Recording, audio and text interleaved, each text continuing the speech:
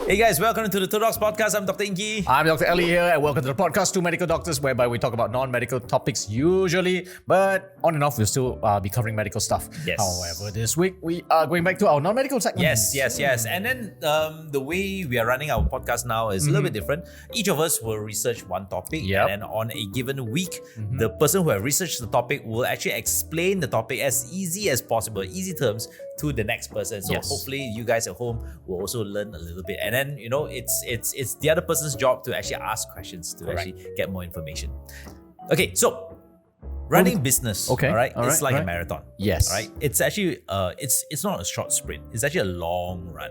Right, it's a long run. So, like every marathon, I'm sure you ran marathon before. Like every marathon, you need to prepare yourself first. All right, it means that you need to prepare yourself mentally. You need to prepare yourself physically. Yep. You need to prepare at which particular marker you run at what speed and all.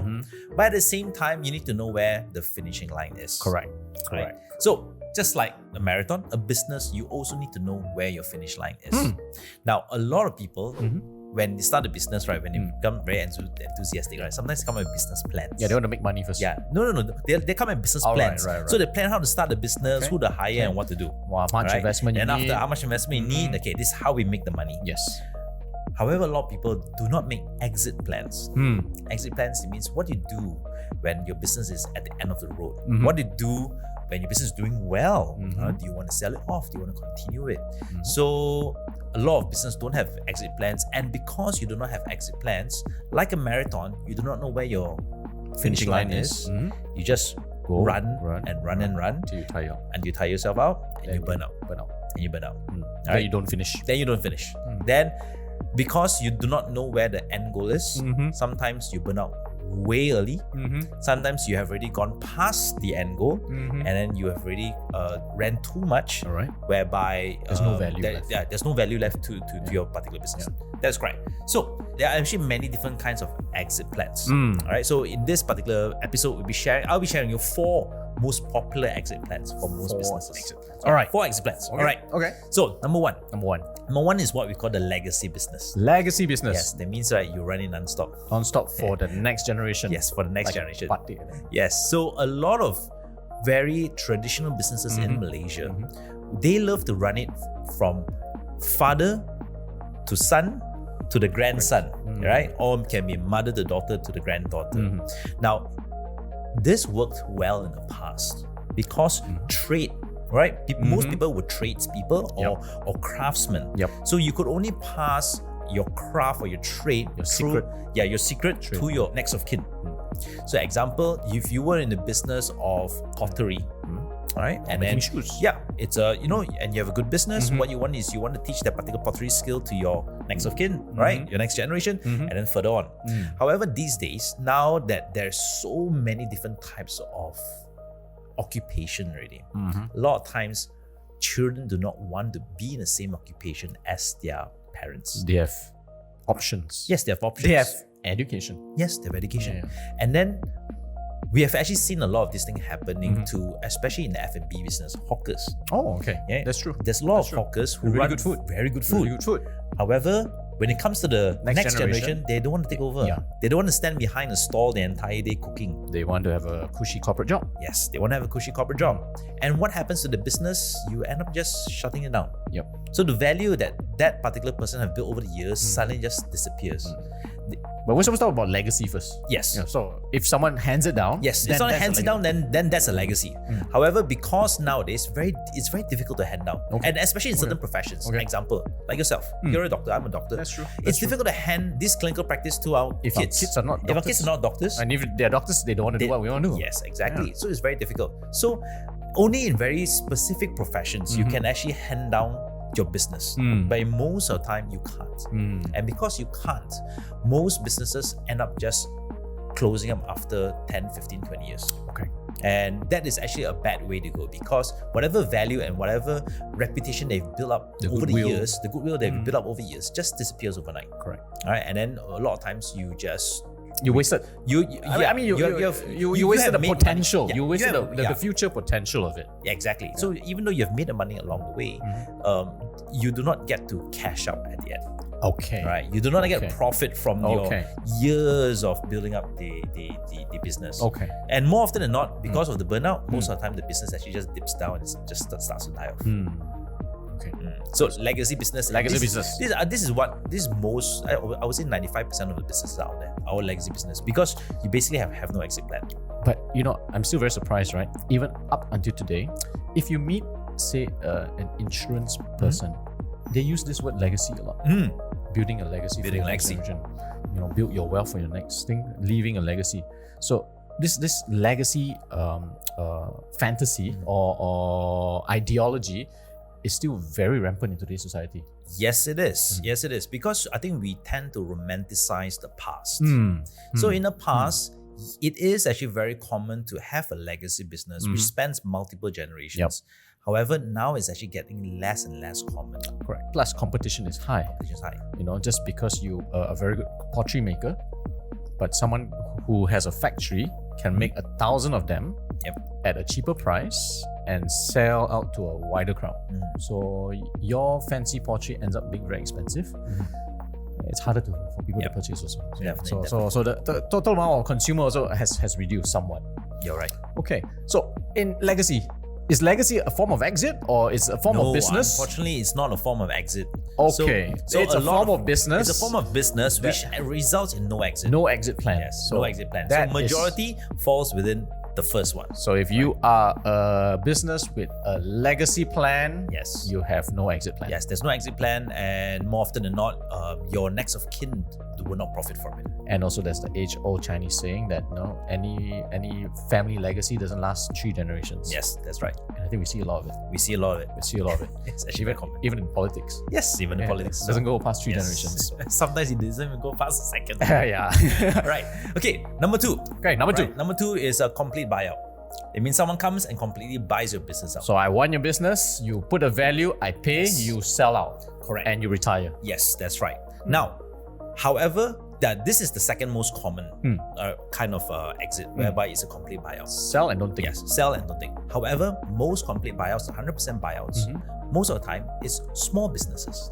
Because it's easier to buy out 100% of a small business than 100% of a large business. Correct.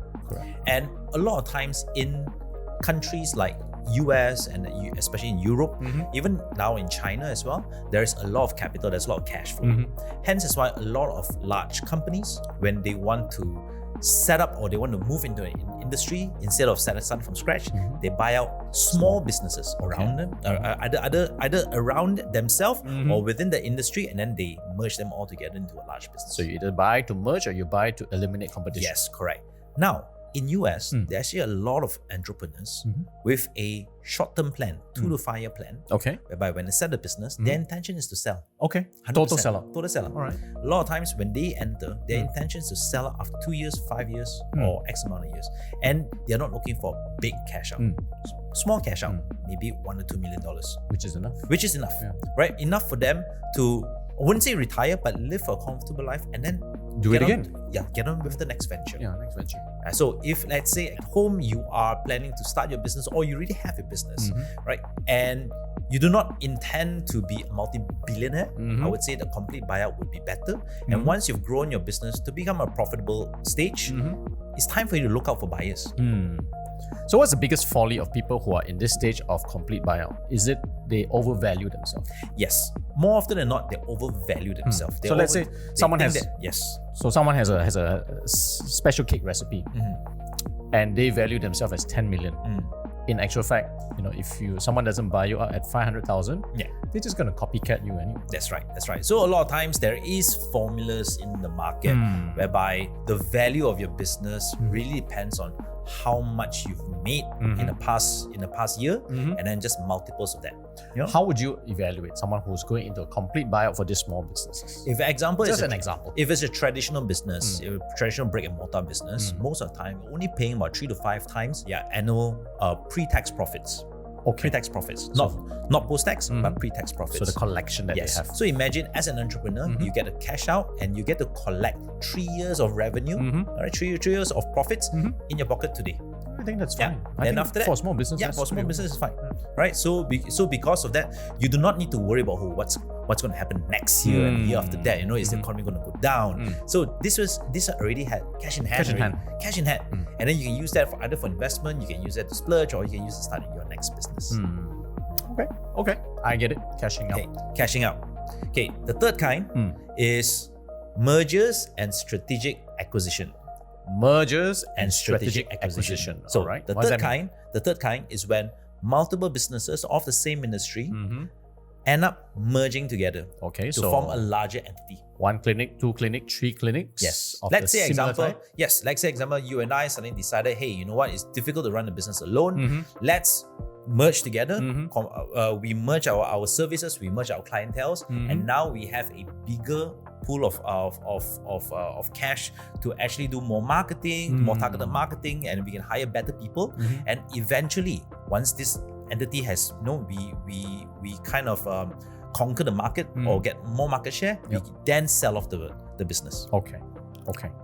So a lot of slightly larger companies usually do strategic acquisition for a few reasons. Number one, either to buy out the competitor. Okay. Example, again, let's talk about clinics. I have a chain clinic, and then I have maybe 20 clinics. Yes. And then I look at a smaller chain with 4 clinics, and they are up and coming. I can say, you know what? I approach them. I buy you out.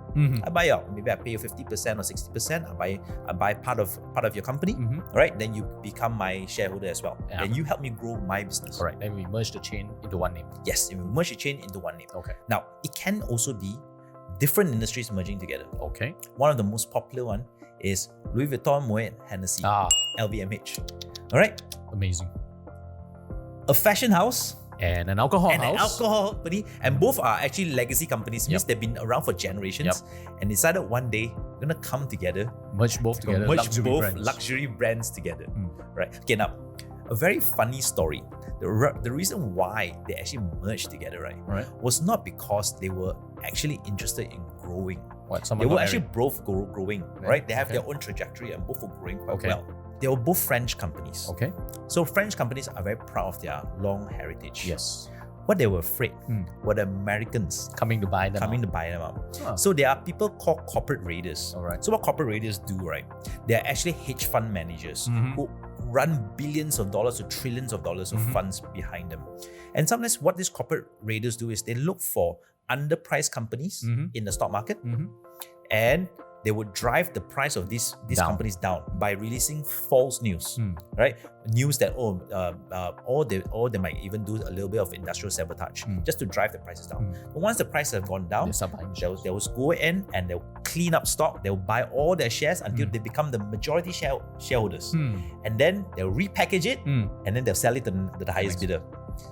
So both the owners of LV and Moet Hennessy decided, hey, instead of letting these Someone particular else American corporate raiders come and take over us, why don't we merge together? And once they merge together, they're really a powerhouse now. They're buying over smaller fashion brands, smaller alcohol brands, and they really are now in control of both worlds, of the fashion world and of the alcohol world. And the CEO is what, the fourth richest guy? I think Arnold or something like that. He's like there was one point in time during the Top 5. During the COVID, he was the number one. Correct. He was ranked number 1 for a short period of time. Right? For a short period of time. So strategic acquisition or Mergers and strategic acquisition. Right. Mergers and strategic acquisition. Now, then how does it entail for you, right? If you're already merged inside, right? Now you have multiple business partners or multiple shareholders. You can now sell your shares to them. Even without selling to the public, you can actually sell it internally to the shareholders. And that's another way of exit the business. Now, the last one, which is highly talked about by a lot of entrepreneurs everywhere. Also very popular right now. Very popular. Super popular. Very popular. However, this is actually one of the rarest kind of exit. It's the most difficult. It's the most difficult. Only 1% of the 1% companies get to undergo this particular phase, which is IPO. Public. Right? Initial public offering. Now, what it means that you've built your business so big, now you want it to be floating in the share market. You want to be in the ace market limelight, or the second board or the main board, whatever doesn't matter which country you are, there are different boards. You want to be listed. So you want IPO. Now, of course, IPO is a great way to get your name out, to increase the value of your company, so that then you can slowly sell. Yep. But also remember, once you IPO, there basically You report. You do not report now to yourself or a small group of investors. Now you report to everyone, The whole public. the whole public, Anyone who owns a share. anyone who owns a single share. Yeah, you're responsible. They're responsible, right? So means that now you are now working for the shareholders, Correct. instead of the other way. Correct. So what a lot of people don't understand is IPO. The journey to IPO is actually very long, very long. Yes. It's very difficult. You need actually many years of Yes. good financial standing, Correct. because the ones that were told in 2 years, I want to list myself. No, 2 years. It's impossible. It's impossible. In 2 years. No proper securities commission will allow you to list if it's In 2 years. short period of time. Yeah. Correct. And You must have very clean audited accounts, yeah. Right? It must be audited by big auditing financial firms. house, Yeah, yeah. big financial house. And then in order to IPO, you need to get like financial advisors, usually generally banks. Yeah, big the banks. merchant banks. Yeah, the merchant banks. They will help you, they'll help you list. And when you want to sell your stocks, your shares, you have to announce it to the market that you're selling. So it means that if someone knows that the founder is selling, usually the price will actually drop. Yep. Your price will actually drop. Yep. So it's very difficult to actually for you to completely exit the business once you're there. But IPO, it's a good way if you're thinking big. Okay. If you're thinking big, right? If you're thinking, hey, I want to be a billionaire, I want to be a trillionaire, then IPO is definitely the way. But these are businesses who are turning in 10 million or 100 million? It can be actually as low as $10 million US dollars a year. It doesn't have to be that high. Again, different markets have different criteria to get in.